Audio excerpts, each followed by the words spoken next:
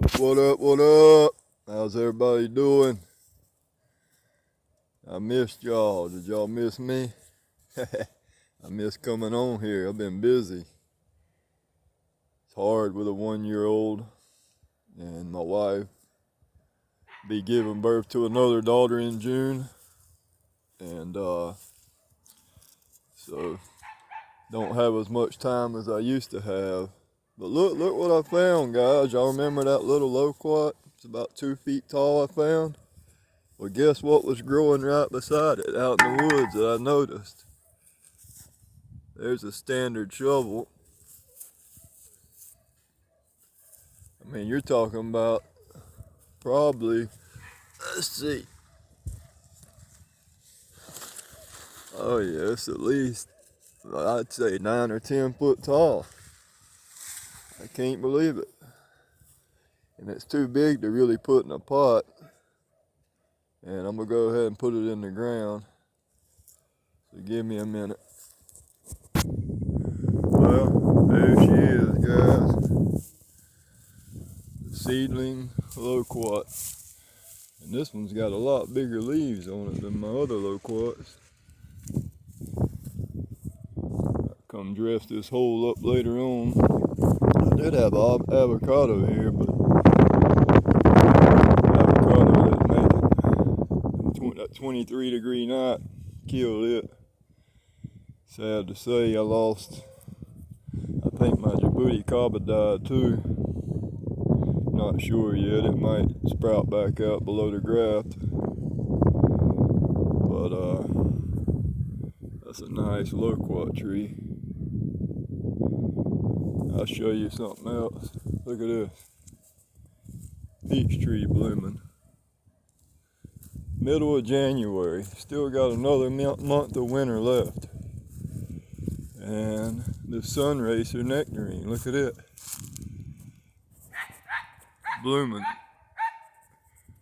Starting to push its new growth and new leaves and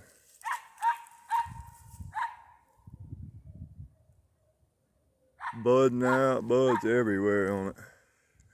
I'm gonna have to spray it with some copper, and then after that copper I'll hit it with some sulfur. Keep that brown rot and stuff away. That's also why I got these crepe myrtles planted here, not just cause they're pretty, but for some reason they're good to have planted next to peaches. But we've had a pretty mild winter, except for those 2 nights. 23 one night, 24 the next night. Other than that, it's been 60, 70, 80. That's why things are starting to bloom out. I think I lost 2 avocados, and I think the Djibouti Kaba died, but I don't know. And that's why I'm switching up my game plan. You see, I was collecting a lot of exotic tropicals, but with a new baby on the way, I'm not going to have time. So I'm only going to focus on things that I know will survive with minimal protection. Look at these avocados. They made it through 23 degrees with no problem. Little bit of leaf tip burn there. But these are the Mexican varieties. I love the Mexican ones. They have so much oil, and how you know they're Mexican if somebody tries to sell you one, crush it up, smell them leaves, and it smells like licorice or anise. Got another loquat here. This is a grafted loquat. This is the sherry wood loquat.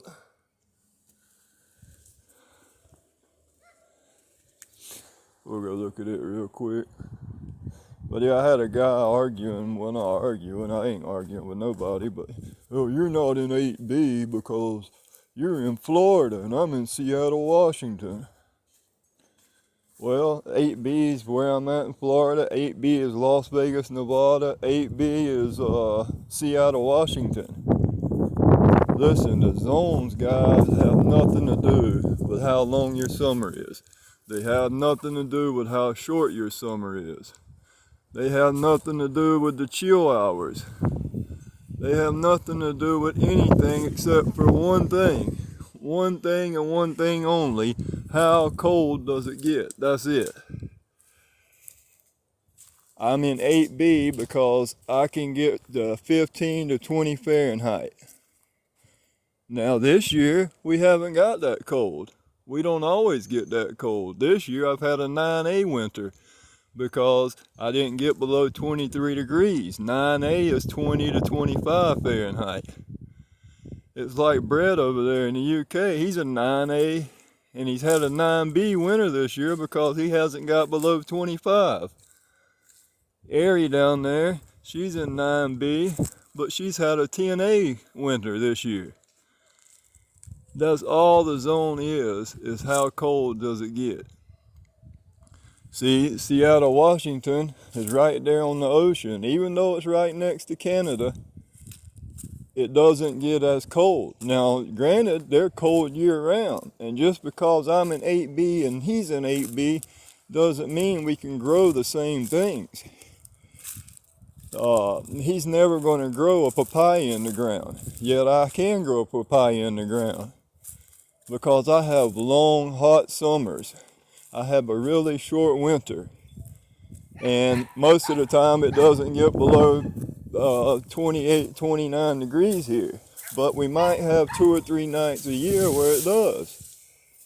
Over there in Seattle, it's cold all year round. I don't think they ever get above 60 or 70 for the entire year. It's like Brett over there in the UK, even though he's zone 9A, I only think he has a week above 80 degrees. And George and Aries, perfect examples. See, George doesn't really get below 0 Celsius or 30 Fahrenheit, but he has long, cold winters, a lot of chill hours. And he can grow apricots and cherries. Hell, I can't even grow apricots and cherries here. I got the trees, but they hadn't fruited yet. My summers are too humid. And not just that, when everything blooms out here, we get a late frost and it kills it back, kills all the blooms. So I hope that's easy for people to understand. Just because you're in the same zone doesn't mean you have the same conditions. My conditions are completely opposite than Seattle, Washington. But our minimum temperature is the same. That's what makes the zone. They need to come up with a different way. Just like Aries, she can grow things that George can't grow. George can grow things that she can't grow, but they're in the same zone. It's just the how cold does it get? That's the only thing the zone accounts for. Nothing else. But like I was saying, I'm gonna focus on things that need minimal protection. Now, as you can see, look at the black sapote. And when it got to 23, guys, it was 27 or 28 in here in the greenhouse. I mean, look, the Kahala longan, very minimal damage. And it's right here on the edge. It took most of the brunt of the cold. But it has minimal damage. The papaya. See, I think papayas can handle a lot more cold than what they say. Look at the Suriname cherry, no damage whatsoever. Look at the seedling, the tamarind seedling. It should be dead. Nothing wrong with it. Dragon fruit, nothing wrong with it. Now the bananas got a little bit of damage, but they're not dead, they'll be fine. And look how strong seedlings are. Look at the Meme sapote, hardly any damage. The guavas, now guava leaves are very sensitive. They'll fall off and turn brown, but there's nothing wrong with them. The only thing, well, what took the most damage is like the Rillenia, the sugar apples. Look at the lychee back there. Absolutely nothing wrong with it. The Barbados cherry, nothing wrong with it. Now the cacao in the back, the jackfruit in the back, the wax jambu. The canistale took some damage, but not as bad as, look at that mango. All the leaves are damaged. Look at a big mango. Pretty much all the leaves are damaged, but now look at this mango here. It has absolutely no damage. This is a cold hardy mango. This is a Neelam. This mango can take 25 degrees with no damage.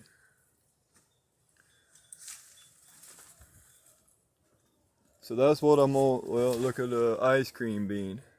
It lost all of its leaves. But until they get mature, they're very cold sensitive. When they're young like that, anything below 30, they're losing their leaves. But everything else looks fine. The white zapote, the cherry of the Rio Grande, the naranjilla, even the mango seedlings are fine. The carob's fine. The patanga tuba, it's fine. Like I say, what took the most damage is the mangoes, certain types of mangoes, the wax jambu, the cacao, the jackfruit, the camito, and that's a sapodilla there. The top of it took a lot of damage, but look, there's still a lot of green on the bottom. But so what does this tell me? I mean, I could grow all this stuff if I was willing to spend the time to turn on a heater and do all this stuff protecting it, but I don't have the time, especially with 2 babies. So I'm only going to focus on what I know will thrive here with minimal protection, that I can plant in the ground, and all I gotta do is cover it up from frost. And that's going to be the black zapote, the lychee, the white zapote, the Neelam mango, the Suriname cherry, some of my guavas, the longan. And just because I can grow it here in my 8B doesn't mean you can grow it in Seattle, Washington 8B. Your summers aren't long enough, your summers aren't hot enough. See, I got enough time that what the damage that I did take on these plants, I'll get back 2 to 3-fold during my summer. So, I had some people asking what made it, what didn't make it. Well, there you see it.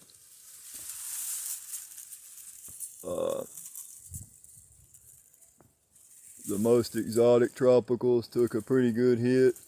Everything else looks fine. Now I did lose, I think the jabo, and I think I lost the 2 avocados. But also, see, this greenhouse, it's not really all that sealed up. It's mainly just for frost protection. And that's another thing you need to know, is if you buy a plant and it says it's cold hardy to 25, that means a fully mature tree, guys. That's not talking about a baby tree in a pot. See these avocados over here? I'm pretty sure you see that bark busted like that? I'm pretty sure they're dead. They done turned black. I mean, they might come out below the grass, but I'll wait and see. But I was just experimenting. That's all this was an experiment to see what I could get away with and what I couldn't. So, alright guys, I hope y'all enjoyed the video. Y'all have a good one. I'll talk to y'all on the next one.